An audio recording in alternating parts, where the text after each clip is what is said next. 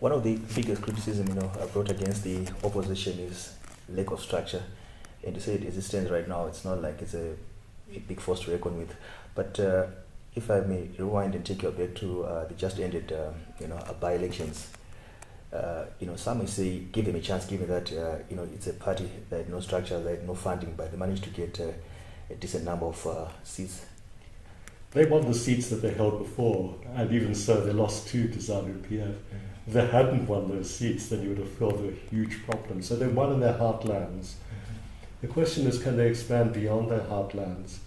And when you look at the latest Afrobarometer data, which is not perfect data, in fact it's quite rough data because their sampling is very, very imperfect, but Mr. Chamisa only has a 2% lead, and that's based very much on his urban support.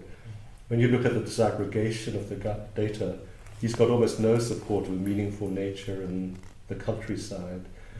And what this indicates to me is that the party has got to broaden its appeal, but also Chamisa has got to have people in his front ranks who can speak directly to the people in the countryside. It's quite clear he's a city boy. He needs to have agriculturalists, agronomists, people who have been farmers being able to speak to agricultural, rural people.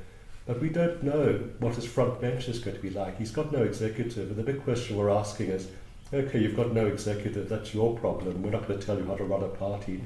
We want to know what your government would look like if, in fact, you won the government. And in particular, we want to know who's going to be your Minister of Finance and what's his plan.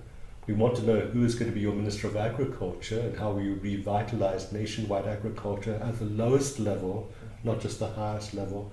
And we want to know who is going to be your Minister of Industry, so you can provide infrastructure for the mining initiatives that people are talking about and trying to develop. If we don't know who are going to be your expert front bench in those 3 key portfolios, what are we supporting?